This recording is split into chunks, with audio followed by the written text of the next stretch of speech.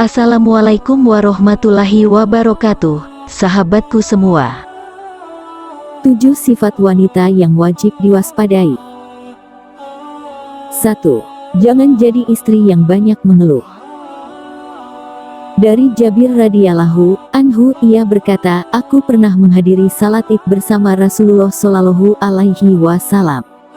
Beliau memulai dengan salat, kemudian khutbah tanpa azan dan tanpa iqomah. Kemudian beliau Shallallahu alaihi wasallam berdiri bersandar pada Bilal. Beliau memerintahkan untuk bertakwa kepada Allah dan mendorong untuk taat kepadanya. Beliau memberikan wejangan dan mengingatkan manusia saat itu. Kemudian beliau lewat dan mendatangi jamaah wanita, lantas beliau menyampaikan wejangan dan mengingatkan mereka. Beliau berkata, wahai para wanita, bersedekahlah karena kalian itu yang paling banyak menjadi bahan bakar neraka jahanam. Kemudian ada seorang wanita terbaik yang nampak tidak berhias diri di antara mereka berdiri lalu berkata, kenapa wanita yang paling banyak masuk neraka, wahai Rasulullah? Beliau menjawab, karena kalian banyak mengadu dan tidak mensyukuri pemberian suami kalian. Jabir berkata, lantas para wanita bersedekah dengan perhiasan mereka. Mereka melemparkan perhiasan mereka pada kain. Bilal ada di situ anting dan cincin mereka. Hadis riwayat Bukhari, nomor 978 dan Muslim nomor 885. Imam Bukhari menyebutkan dalam bab nasihat imam pada wanita pada hari Id.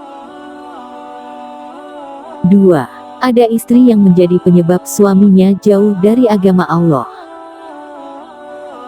Dalam ayat diingatkan, hai orang-orang mukmin, sesungguhnya di antara istri-istrimu dan anak-anakmu ada yang menjadi musuh bagimu, maka berhati-hatilah kamu terhadap mereka.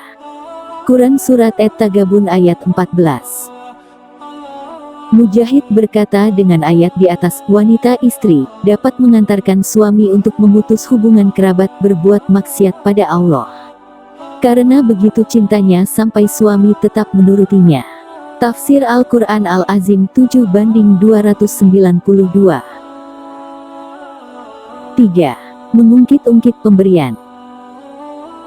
Allah Ta'ala berfirman, hai orang-orang yang beriman, janganlah kamu menghilangkan pahala sedekahmu dengan menyebut-nyebutnya dan menyakiti perasaan si penerima. Quran Surat Al-Baqarah ayat 264. Ayat ini menunjukkan faedah, terlarang menghilangkan pahala sedekah dengan mengungkit-ungkitnya atau menyakiti hati penerima, baik dengan ucapan maupun perbuatan. Mengungkit-ungkit pemberian dan menyakiti hati penerima dapat merusak amalan sedekah seperti orang yang bersedekah karena riya, yaitu amalnya ingin dipertontonkan kepada manusia demi mendapat pujian. Hal ini menunjukkan bahwa amalan harus ikhlas semata-mata karena Allah. 4. Tidak membuat suami marah. Dari Mu'az bin Jabal radhiyallahu anhu, Nabi Shallallahu alaihi wasallam bersabda, jika seorang istri menyakiti suaminya di dunia, maka calon istrinya di akhirat dari kalangan bidadari akan berkata, janganlah engkau menyakitinya. Semoga Allah mencelakakanmu sebab ia hanya sementara berkumpul denganmu. Sebentar lagi ia akan berpisah dan akan kembali kepada kami. Hadis riwayat Tirmidzi nomor 1174 dan Ibnu Majah nomor 2014. Al-Hafiz Abu Tahir mengatakan bahwa sanad hadits ini hasan. 5. Jadi istri yang qanaah, merasa cukup dengan pemberian suami. Secara bahasa qanaah artinya ridha. Qanaah artinya ridha dengan pemberian Allah. Ada kata kunu artinya ridha dengan pemberian yang sedikit. Imam Suyuti berkata bahwa qanaah adalah ridha dengan apa yang di bawah kifayah kecukupan. Artinya qanaah itu ketika mendapat sedikit pun disyukuri, sebagaimana disebutkan dalam hadits berikut. Dari An-Nu'man bin Bashir radhiyallahu anhuma, Nabi Shallallahu alaihi wasallam bersabda, barang siapa yang tidak mensyukuri yang sedikit, maka ia tidak akan mampu mensyukuri sesuatu yang banyak. Hadis riwayat Ahmad 4/278. Syekh Al-Albani mengatakan bahwa hadits ini hasan sebagaimana dalam silsilah Al-Ahadits Sahihah nomor 667. Manfaat qanaah adalah sebagaimana disebutkan dalam hadits-hadits berikut ini.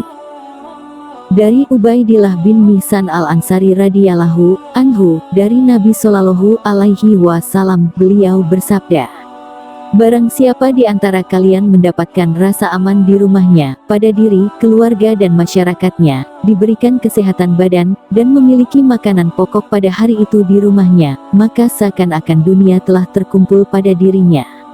Hadis riwayat Tirmidzi nomor 2346, Ibnu Majah nomor 4141. Abu Isa mengatakan bahwa hadits ini hasan gharib. Dari Abu Hurairah radhiyallahu anhu, Rasulullah shallallahu alaihi wasallam bersabda, "Pandanglah orang yang berada di bawahmu dalam masalah harta dan dunia, dan janganlah engkau pandang orang yang berada di atasmu dalam masalah ini. Dengan demikian, hal itu akan membuatmu tidak meremehkan nikmat Allah padamu." Hadis riwayat Muslim nomor 2963. 6. Jangan banyak bicara. Mu'az bin Jabal berkata kepada Nabi Shallallahu alaihi wasallam, "Wahai Nabi Allah, apakah kami dituntut disiksa karena apa yang kami katakan?" Maka beliau bersabda, "Celaka engkau. Adakah yang menjadikan orang menyungkurkan mukanya, atau ada yang meriwayatkan batang hidungnya di dalam neraka, selain ucapan lisan mereka?" Hadis riwayat Tirmidzi nomor 2616. Tirmidzi mengatakan hadits ini hasan sahih. 7. Istri yang baik itu tampil cantik untuk suami. Dari Abu Hurairah radhiyallahu anhu, ia berkata, pernah ditanyakan kepada Rasulullah Shallallahu alaihi wasallam, siapakah wanita yang paling baik? Jawab beliau, yaitu yang paling menyenangkan jika dilihat suaminya, mentaati suami jika diperintah, dan tidak menyelisihi suami pada diri dan hartanya sehingga membuat suami benci. Hadis riwayat An-Nasai nomor 3231 dan Ahmad 2/251. Syekh Al-Albani mengatakan bahwa hadits ini hasan sahih. Ibnu Abbas radhiyallahu anhuma berkata, "Istri-istri kami punya kebiasaan memakai pewarna kuku di malam hari. Jika tiba waktu subuh, pewarna tersebut dihilangkan, lalu mereka berwudu dan melaksanakan salat. Setelah salat subuh, mereka memakai pewarna lagi. Ketika tiba waktu zuhur, mereka menghilangkan pewarna tersebut, lalu mereka berwudu dan melaksanakan salat. Mereka mewarnai kuku dengan bagus, namun tidak menghalangi mereka untuk salat."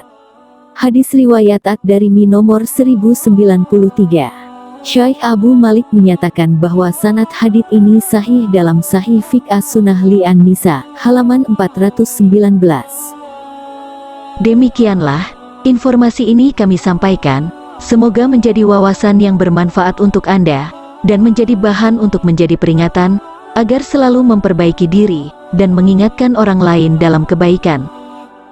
Jangan lupa dukung terus channel kami, agar bisa terus berkembang dengan mengklik like, share and subscribe. Terima kasih. Wassalamualaikum warahmatullahi wabarakatuh.